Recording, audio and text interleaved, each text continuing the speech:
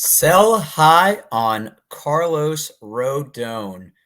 What's up, everyone? It's Eric, aka Doc, coming at you from the Triple Play YouTube channel. And for you fantasy baseball players, I'm going to tell you why. If you have Carlos Rodon on your roster, now is the time to trade him.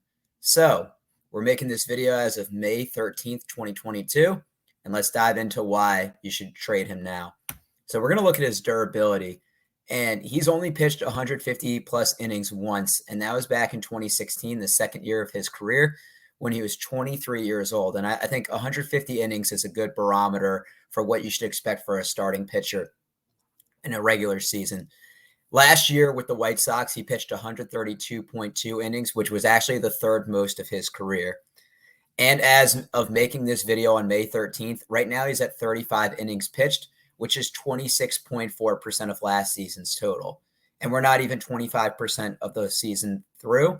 So even if he gets to that number from last year, we know that he's had a good amount of innings so far compared to what you can expect for him to throw. Now, a big part of the durability issues come because of his injury history. So if we look over the last 4 seasons, he spent time on the IL. In 2018, he had left shoulder surgery for bursitis in his throwing arm.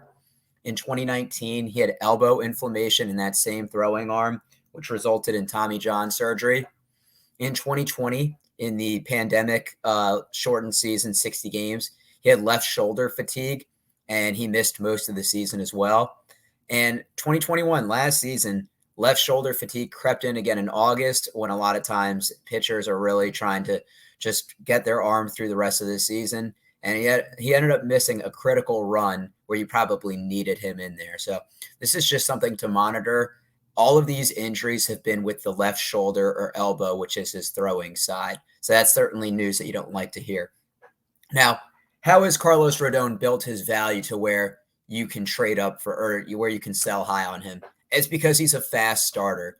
So if we look in the last couple seasons, 2021 ERA by month, in March or April of 2021, he had a .72 ERA. That also included the no-hitter that he had last year. In May, it crept up to 3.03.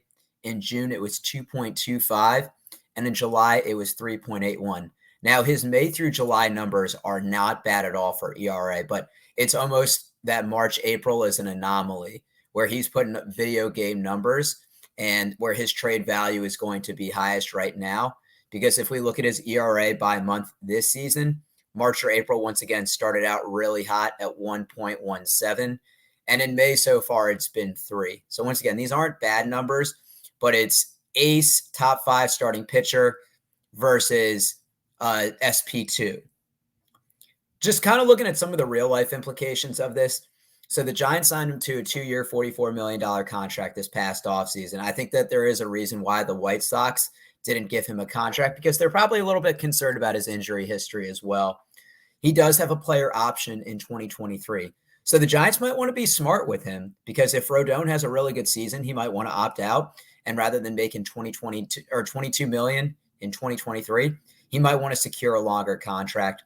And the Giants have playoff aspirations. They've been a perennial playoff team year in, year out. Currently, their record is 19-12. And with 5 wildcard teams making it, I certainly think that they could get in. And because of that, they may skip his spot in the rotation or rest him later in the season. And that's going to be in the fantasy playoffs where you need him to produce. Now, obviously, getting wins is important now, but you also want to foreshadow for later in the season of some pitchers that are going to be able to give you value, or that have that durability in terms of the amount of innings that they can eat. Now, with all of that being said, here's where the trading aspect comes in. Right now, in ESPN points format, he's currently SP2. And I'm willing to bet that he's SP5, or a top 5 starting pitcher in most formats, no matter what you play. So here's some pitchers that I would target. Now, could you get 1-for-1 for a lot of these? Yes, but you might want to build a package. You know, I think certainly right now he has a little bit more value than Logan Gilbert. But I think if you're trading Rodon, that you need a pitcher in return.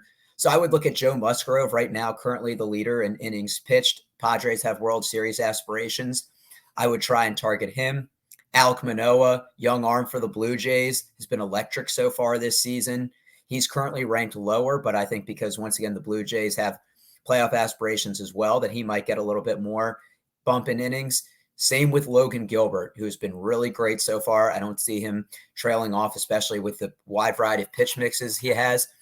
Dylan Cease has been a strikeout king, and with him being a little bit younger. Brandon Woodruff, this is a good potential buy low opportunity if you think that the metrics with the K percentage, the whiffs are still there, and you want to get a potential ace. I would try including Rodon in a package, and Sandy Alcantara as well. I'm a big Sandy guy. He won't get you as many wins, just doesn't seem to get the run support from the Marlins, but certainly a pitcher that was rated higher than Rodon was to begin the year. So once again, it's a matter of playing chess and checkers. Rodon has given you great value so far, but I think you want to look at what his career has been for the most part. And that's why I'm saying you sell high on Carlos Rodon now before that ERA creeps up, before that injury happens. So for everyone that tunes into Triple Play, we appreciate you watching. Let me know if you're looking to shop Rodon. What are some names that you'd be looking at in return? Please subscribe, like this, and keep your eyes out for some future videos.